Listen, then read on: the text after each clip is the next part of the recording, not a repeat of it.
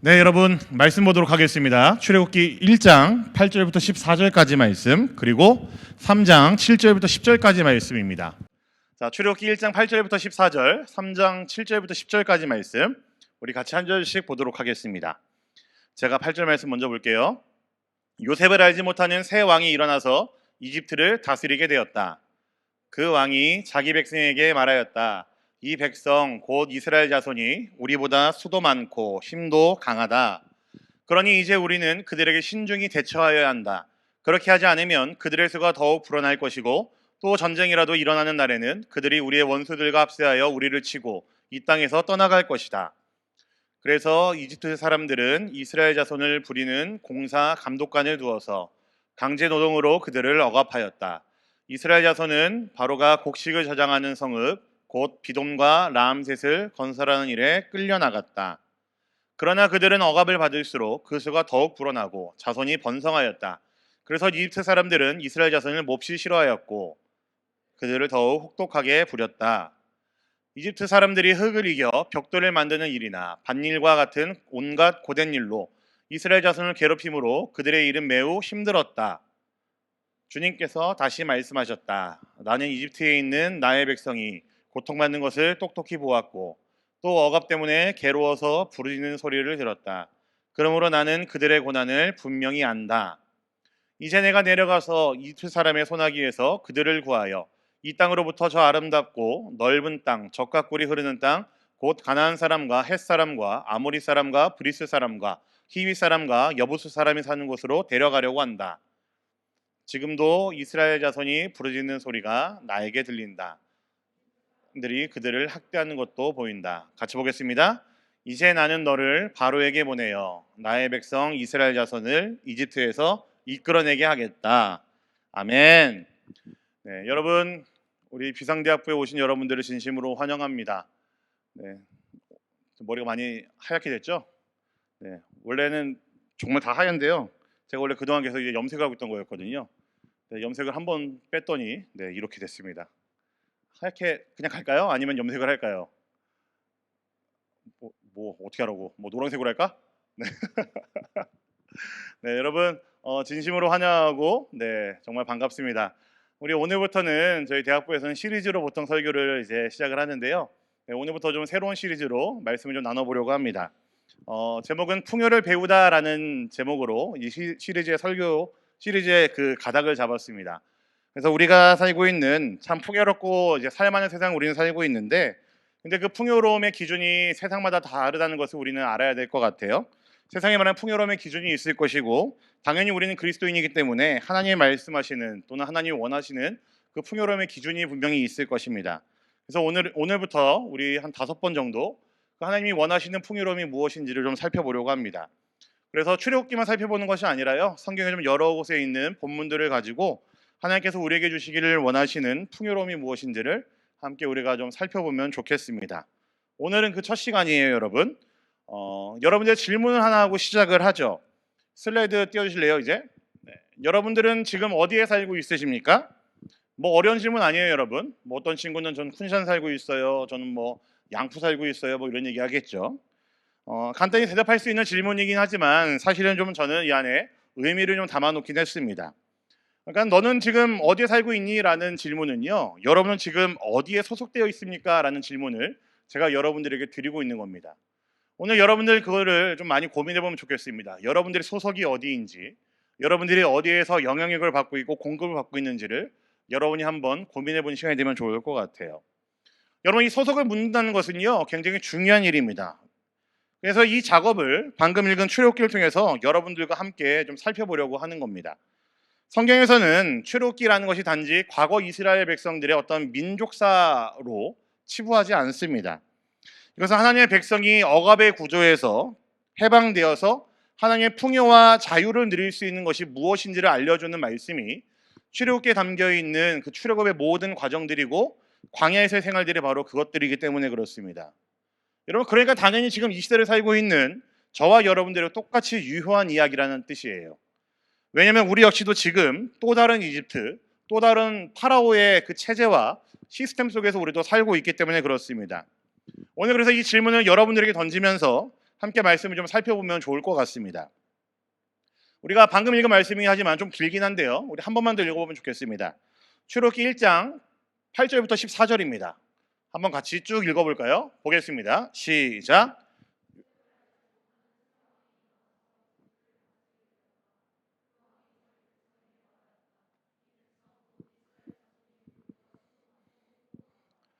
그러니 이제 우리는 그들에게 신중히 대처하여야 한다. 그렇게 하지 않으면 그들의 수가 더욱 불어날 것이고 또 전쟁이라도 일어나는 날에는 그들이 우리의 원수들과 합세하여 우리를 치고 이 땅에서 떠나갈 것이다. 그래서 이집트 사람들은 이스라엘 자손을 부리는 공사 감독관을 두어서 강제노동으로 그들을 억압하였다. 이스라엘 자손은 바로가 곡식을 저장하는 성읍 곧 비돔과 라암셋을 건설하는 일에 끌려나갔다. 그러나 그들은 억압을 받을수록 그 수가 더욱 불어나고 자손이 번성하였다. 그래서 이집트 사람들은 이스라엘 자손을 몹시 싫어하였고 그들을 더욱 혹독하게 부렸다. 이집트 사람들이 흙을 이겨 벽돌을 만드는 일이나 밭일과 같은 온갖 고된 일로 이스라엘 자손을 괴롭힘으로 그들의 일은 매우 힘들었다. 네, 여러분, 제가 오늘 여러분들과 함께 이야기하고 싶은 이집트는요, 어떤 지정학적인 장소의 그런 나라를 말하는 것이 아닙니다. 여러분, 세상에서 제일 오래된 나라 하면, 국가 하면은 항상 제일 먼저 이제 꼽는 나라가 있습니다. 뭔지 아세요? 그게 이집트입니다. 알고 계셨어요? 세상에서 가장 오래된 국가 하면은 항상 이제 랭크에 들어오는 게 이집트예요. 물론 그 오래됨의 기준이 어떤 법적인 단일 국가인지 혹은 문화나 이제 문명의 연속성을 봐야 되는지에 대한 그 기준은 다르긴 하지만 어쨌든 이미 기원전 3100년 전부터 이집트라는 나라가 존재했었고 그리고 그때부터 이미 이제 문화와 문명의 연속성 가운데 있기 때문에 이집트라는 나라는 세상에서 가장 오래된 나라라고 해도 틀리진 않습니다. 알고 있었어요? 네. 근데 여러분, 제가 이 얘기를 하려고 한 게 아니겠죠, 당연히. 이집트에 대해서 여러분들 말씀드리는 거는 이 정도만 해도 충분할 것 같아요. 하지만 성경에서 말하는 이집트가 어떤 나라인지 우리가 좀 생각해 볼 필요는 있을 것 같습니다. 여러분, 성경 안에서 말할 때 이집트라는 나라는요, 항상 부패의 상징으로 많이 그려지는 나라예요. 성경 곳곳에서는 그래서 이집트 자체를 어떤 부패의 상징, 타락의 끝판왕, 하나님을 거절하고 대적하는 사람들의 어떤 그 무리들을 말할 때 이집트를 많이 상징으로 사용을 합니다. 제가 이번 설교를 준비하면서 많이 참고하게 된 책이 하나 있는데 바로 이제 월터 브루그만이라고 하는 이제 신학자가 쓴 이제 예언자적 상상력이라는 책이 있어요. 여러분들 읽어볼 필요는 없고요. 저만 이제 설교 중에 참고를 한 거예요. 근데 이분이 올해 돌아가셨어요. 한 달 전에 돌아가셨나? 제가 정말 좋아하는 이제 신학자였는데 아무튼 이 책을 좀 많이 빌려서 제가 참고를 했는데 이 책에서 이 예언자적 상상력이라는 책에서는 이집트라는 나라를 그냥 어떤 이스라엘의 어떤 그 해방사에 연관되는 그런 나라, 어떤 큰 나라로만 보는 게 아니라 이집트라는 나라를 이렇게 해석을 합니다. 어떤 억압의 상징으로 해석을 해요. 하나님 나라의 백성들을 이제 억압하고 괴롭히고 그들을 통제하고 소비하는 세상을 대신하는 표현으로 이집트로 이 신학자는 해석을 합니다. 그러니까 이집트가 성경 곳곳에서 특히 우리가 방금 읽은 출애굽기에서 군데군데 드러나는 모습들이 바로 그렇다라는 거예요. 하나님 나라 백성들을 거절하고 하나님 나라를 이 땅 가운데서 항상 괴롭히며 하나님 백성들을 항상 이제 그 바닥까지 닿을 정도로 괴롭히는 나쁜 사람들이 바로 이집트라는 거죠. 그들을 억압하고 그들을 항상 소비시키는 문화를 이제 만들어내는 것이 그 시스템 자체를 이집트로 표현을 했다라는 겁니다. 그래서 여러분, 오늘 제가 여러분들과 함께 이 출애굽기 말씀을 살피면서 또한 이 책을 참고하면서 생각했던 것은요, 책을 읽다 보니까 정말 그런 거예요. 우리들의 세상에, 우리들의 사회에, 여러분들의 문화와 문명 가운데 도처에 깔려있는 이집트가 너무나도 많다는 거죠. 그들이 우리를 어떻게 억압하고 있고 그들이 우리를 어떻게 오염시키고 있고 그들이 어떻게 저와 여러분들의 세상 가운데 들어와서 우리를 이제 구석으로 이제 밀어내고 있는지를 한번 이야기 나눠보려고 합니다. 여러분, 이집트 체제의 특징이 있습니다.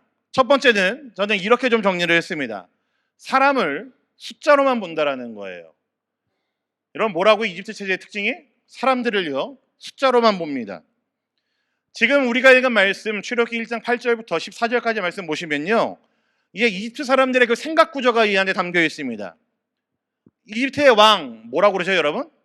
이집트의 왕을 대통령이라고 그러지 않을 거 아니에요? 뭐라고 그러죠? 파라오라고 얘기를 합니다. 여러분, 파라오는요, 이 이스라엘 사람들, 히브리 사람들을요, 하나님의 형상으로 보지 않았습니다. 한 존재로 보지 않았다라는 거예요. 존재를 존재답게 여기지 않았고 이들은 항상 노동력 아니면은 갖다 부릴 수 있는 어떠한 존재 정도로 봤다라는 겁니다. 그래서 오늘 읽은 말씀에 이런 표현이 있어요. 히브리인들이 너무 많다, 통제해야 된다라는 이야기를 합니다. 여러분, 이 사고 구조가 보이세요? 인구가 많으니까 우리한테 위협이 되고, 그러니까 당연히 이들을 통제해야 된다. 그러니까 이들 어떤 존재가 아니라 그냥 우리한테 위협이 되는, 정치적으로 위협이 되는 어떤 걸림돌들. 이들의 어떤 생산 능력은 우리한테 필요하지만 너무 많은 건 좋지 않아라는 생각 때문에 히브리인들의 인구가 늘어나면 늘어날수록 우리에게 위협이 되고 이들을 우리가 통제해야 돼라는 생각이 있었다라는 겁니다. 이런 파라오가 생각했던 그 생각의 가치는 무엇이었을까요? 사람의 가치는 뭐였을까요? 경제적인 생산성, 그게 왔답니다. 정치적 안정감을 주는지 안 주는지가 파라오에게는 사람이라는 존재에 대한 그 가치는 딱 그 정도 수준이었다는 거예요. 여러분, 이게 이집트입니다. 근데 여러분 어떠세요? 우리도 이런 함정에 빠질 때가 많이 있습니까? 없습니까? 있는 것 같아요. 세상은 종종 사람들을요, 성적, 스펙, 이력서 혹은 SNS 팔로워스로 판단을 하죠. 그렇죠? 여러분, 우리 대학부 유튜브 팔로워가, 구독자 수가 924명이 됐습니다. 제가 1000명 되면 여러분들에게 아이스크림 쏠게요. 지금 한 76명 남았습니다. 이런 걸로 판단한다는 거예요. 그리고 어느샌가 우리도 우리 스스로를 그렇게 평가할 때도 있습니다. 내가 지금 어떤 결과를 내야 되는지, 내가 무엇인가 지금 이게 실패를 하면은 나는 정말로 보잘것없는 사람처럼 나를 생각을 하게 되고, 내가 뭔가를 해야지 내가 가치가 있는 것 같아라는 생각을 우리 역시 스스로에게 주입시키고 있다라는 거죠. 여러분, 이집트의 사고방식입니다. 사람을 존재가 아니라 기능으로만 보고 있다라는 거예요. 사람의 그 존재 자체가 아름다운데 그 존재로 보는 것이 아닌 나에게 도움이 될까 말까로만 보고 있다라는 겁니다. 더 가슴 아픈 것은 나도 나를 그렇게 보고 있다는 게 더 가슴 아픈 거죠. 여러분, 이게 이집트 체제의 첫 번째 특징입니다. 두 번째 특징은요, 저는 이렇게 문장을 만들어 봤어요. 쉼이 없습니다. 여러분, 이집트 체제는요, 쉼이 없습니다. 지금 졸린 분 있어요, 여러분? 피곤하죠, 여러분? 주일날 사실 교회 이 시간에 나오는 것 자체가 굉장히 피곤한 일일 거예요. 저는 여러분들 마음 다 이제 이해합니다. 그래서 충분히 여러분들이 이제 늦잠 자세요라는 이야기들에 물론 이제 뭐라고 한마디 나오긴 하지만 그래도 충분히 이해합니다. 얼마나 피곤해요, 여러분. 말씀을 한번 찾아볼까요? 출애굽기 5장 6절부터 9절까지 말씀인데 한번 보겠습니다. 바로가 또 이스라엘 백성들을 어떻게 괴롭혔는지 볼게요. 봅시다. 시작.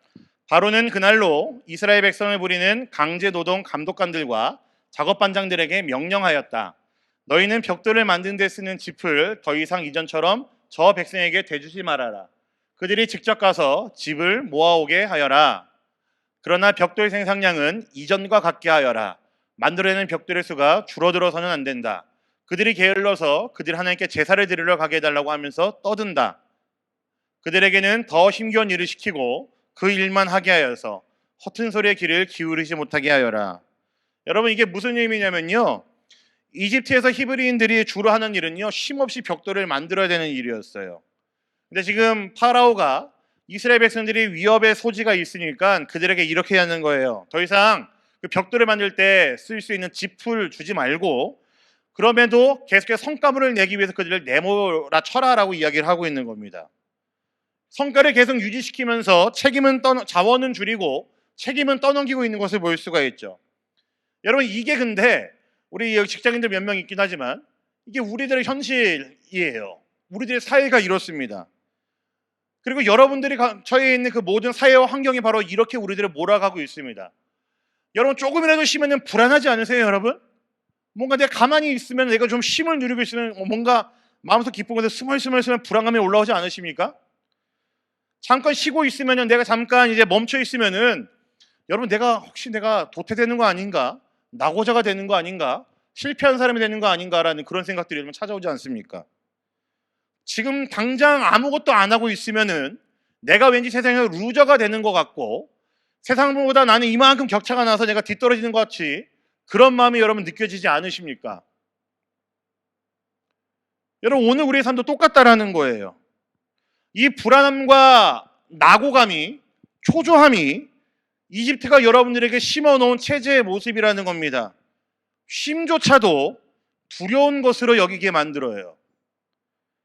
여러분을 끊임없이 달리게 만들고 그러다 번아웃으로 공허함으로 여러분들을 몰아넣습니다. 물론 스스로 열심히 자기 개발하는 것 자체는 저는 뭐라 그러는 게 아니라요.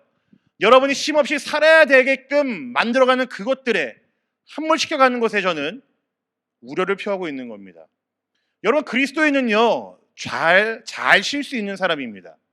뭐 나중에 좀 이제 그 시리즈 중간 가운데 나오긴 할 건데요. 여러분 풍요, 하나님께서 허락하신 풍요를 누릴 수 있는 방법 중에 하나는요 안식을 충분히 누리는 것도 하나님 주신 풍요 가운데 우리가 누릴 수 있는 거예요. 근데 이집트의 체제는 어떻게 한다고요? 우리를 못 쉬게 만듭니다. 계속해서 달려가게 만들고 잠깐이라도 멈춰 있으면은 바보로 만들고 잠깐이라도 이제 멈춰서 한숨 쉬고 있으면은 도태되는 것처럼 이야기하고 루저로 우리를 몰아간다고요. 여러분들 끊임없이 마음 가운데에 불안함을 심어주고 두려움을 심어주고 멈추지 말라라고 하면서 성과를 뽑아내고 숫자와 가치로만 여러분들을 평가하게 만드는 것이 이집트가 여러분에게 주는 생각이라는 거죠. 그러니까 여러분 쉬고 싶으실 때 푹 쉬세요. 제가 졸업하고 들어간 청년들에 대해 제가 자주 하는 말이 있는데요. 항상 하는 말이 그겁니다.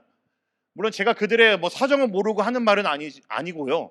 전 정말로 여기서 열심히 학교 다니면서 유학 생활을 마치고 이제 학업을 다 마치고 돌아간 청년들한테 제가 항상 하는 말이 뭐냐면은 제발 올해 가기 전까지는 아무것도 아니고 좀 쉬면 좋겠다라고 저는 얘기를 합니다. 항상 얘기해요. 연말까지 좀 쉬어라. 친구도 좀 만나고 여행도 좀 다니고 엄마가 좀 맛있는 밥 먹으면서 좀 쉬어라.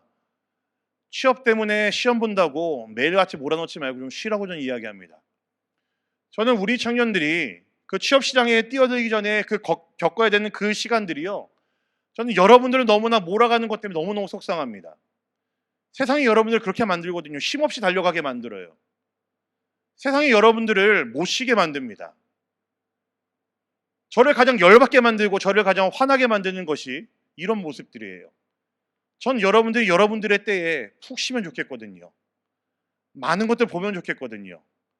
물론 그 준비하는 과정 자체가 여러분들이 기쁨으로 여기고 여러분들을 더 이제 개발시키는 과정을 여긴다면야 너무너무 좋죠. 근데 그거 외에 여러분들이 그런 압박감과 불안함 속에서 초조함 속에서 하는 것은 이집트가 여러분들에게 심어준 생각이라는 거죠. 너무너무 저를 속상하게 만듭니다. 제가 언젠가 여러분들한테 얘기했던 것 같은데요. 제가 언젠가 그 다큐멘터리 보다가 정말 이제 뚜껑이 열렸던 그 주제관에 있었어요. 여러분 그 6세 고시 뭐 5세 고시 그런 얘기 들어보셨어요? 제가 이런 얘기 한번 했던 것 같아요 설교 때. 네, 영어 유치원을 가기 위해서 선행을 해야 되는데 5살, 6살, 7살짜리 애들이 영어 유치원을 가려고 또 다른 학원 다니면서 또 같이 거기서 영어 공부를 합니다. 근데 그 영어 공부 수준이 대학생들 졸업하는 그 애들 이상으로 수준이 굉장히 높아요. 근데 그거를 5살, 6살 애들한테 강요한다고요. 여러분 그 나이 때부터 쉬지 못하고 달리고 있는 겁니다. 너무너무 속상한 일이죠. 저는 여러분들을 볼 때 속상할 때가 딱 그거예요. 저 친구 좀 쉬면 좋겠는데, 저 친구 좀 천천히 가면 좋겠는데, 사람들이랑 좀 좋은 시간들 많이 보내고 많은 유익들 가운데서 더 밝아지면 좋겠는데 시험 공부, 취업 준비, 자격증 준비 그러기 위해서 뭐 여러 가지 해야 되는 그 많은 것들 때문에 스스로를 몰아가는 게 너무너무 저는 속상합니다. 여러분 이게 이집트입니다. 세 번째는요. 저는 이렇게 정리를 했습니다. 두려움으로 통제를 합니다. 이집트가 그래요 여러분. 우리가 살펴본 말씀 전반에 흐르고 있는 파라오가 히브리 사람들을 압박하는 이유가 뭐예요? 그들을 두려워해서예요. 나한테 정치적으로 뭔가 걸림돌이 될까 봐 그게 두려운 겁니다. 아 쟤네가 수가 불어나가지고 내 뒤통수를 치면 어떻게 하지? 아 쟤네가 사람이 많아졌다고 이제 규합해가지고 나를 몰아내면 어떻게 하지? 이게 파라오가 느꼈던 두려움이잖아요. 여러분 이집트식인 이 세상은요. 그래서 사람들이 어떻게 만들어가냐면요. 서로가 서로를 경쟁자처럼 이렇게 만들어버립니다. 서로가 서로를 볼 때 두려움을 느끼게 하고 서로를 비교하게 만들고 그래서 자신을 또한 서로를 계속해서 몰아붙이면서 살아가게끔 세상은 만들어요. 결과는 뭘까요? 사람을 더욱더 고립시키고요, 소외시켜 버립니다. 여러분, 지금까지 말했던 이 모든 것들이 이집트의 시스템이고 이집트의 사고방식입니다. 여러분, 이집트는 장소가 아니에요. 제가 아까 말했던 것처럼 3100년 전부터 존재했던 오래된 국가, 그거 아닙니다. 이집트는요, 지금 저와 여러분들이 처해 있는 이 현실이라고요. 이 세상에 존재하는 사고방식이고 너무나 아름다운 한 존재를 제대로 바라보지 못하게 만드는 그릇된 시선이 이집트입니다. 이 이집트는 우리의 영혼들을 병들게 하죠. 하나님의 형상대로 창조된 존귀한 존재인데 자신을 더 이상 아름답게 인식하지 못하게 만들고, 자신을 계속 채찍질하게 만들고, 자신을 미워하게 만들고, 상품처럼 취급하게 만들고, 함께 우리는 있으면서 그 안에서 기쁨을 누릴 수 있는 존재들인데 서로가 서로를 고립시키고 소외시키고 비교하면서 경쟁자로 몰아가게 만듭니다. 이집트가 그래요, 여러분. 이것이 이집트입니다. 여러분, 그들에 대한 하나님의 반응이 뭐였는지 아십니까? 우리 오늘 말씀 출애굽기 3장 7절부터 10절까지 말씀 보겠습니다. 볼게요, 같이. 시작.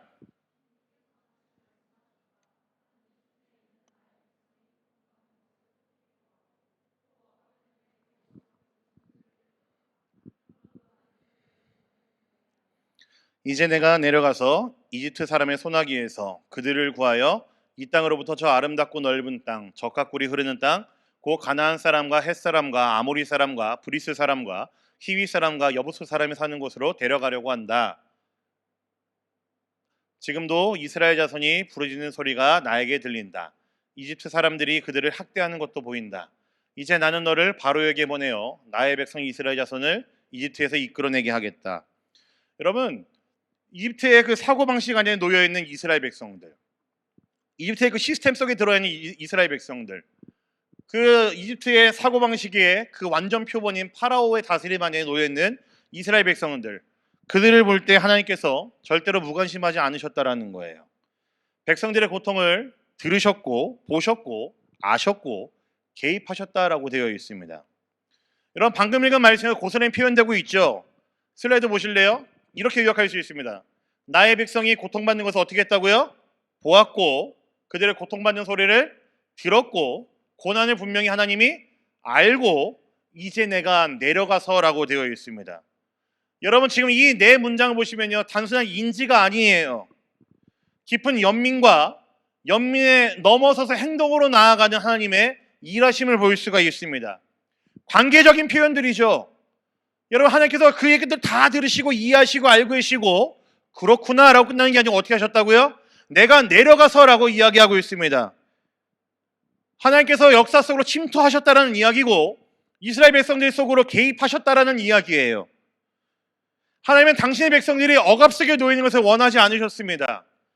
이집트의 사고방식이, 이집트의 시스템이 하나님의 백성들을 괴롭히고 주저앉히고 넘어뜨리는 것을 하나님께서 보지 않으셨다라는 겁니다.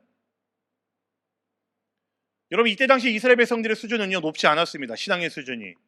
왜냐하면 창세기 보시면은 그들이 이제 광야에서 생활하고 이제 초원 생활을 하고 그러다가 이제 유목민 생활을 하다가 이제 애굽의 이제 이집트의 고센 땅으로 이제 그들이 정착을 하게 되었죠. 근데 그러고 나니 한 400여 년이 흘렀기 때문에 이스라엘 백성들은 여호와 하나님에 대한 신앙이 많이 이제 적어졌었던 걸로 볼 수 있어요. 그렇기 때문에 이제 창세기, 출애굽기, 레위기, 민수기, 신명기가 광야 생활을 시작하는 1세대 이스라엘 백성들 혹은 1.5세대, 2세대 이스라엘 백성들의 신앙을 교육하기 위해 모세가 썼던 것으로 우리가 안다면은 적어도 이스라엘 백성들이, 이때 당시 이스라엘 백성들은요, 여호와 하나님을 제대로 인지하지 못했다라는 것이 되는 겁니다. 신앙이 그렇게 깊지 않았다라는 거예요. 그들의 조상이었던 아브라함, 이삭, 야곱, 요셉과 약속이 있었는데도 그들은 잊고 살 정도로 그들의 신앙이 좋지 않았다라는 이야기입니다. 그런데 하나님께서 그들에게 하시는 표현이 뭐냐면요, 여전히 그들은 내 백성이다라고 이야기하시고 기억하고 있다라는 거죠. 하나님은 그들이 이집트를 떠나서 하나님의 백성으로서의 정체성을 회복하기를 원하셨습니다. 너는 종이 아니고 너는 이집트 사람들의 노예가 아니고 내 백성이야 라고 말씀하시는 거죠. 너희는 이집트의 그 사고방식에 물려서 살고 있는 억압받아야 되는 그런 소모품이 아니라 너희는 내 백성이야. 너희가 나를 기억하지 못해도 나는 너희를 기억하고 있어라고 말씀하고 있는 겁니다. 여러분, 제가 세 가지로 진단 내렸잖아요. 우리는 여전히 이집트 속을 살아갈 때가 많이 있습니다.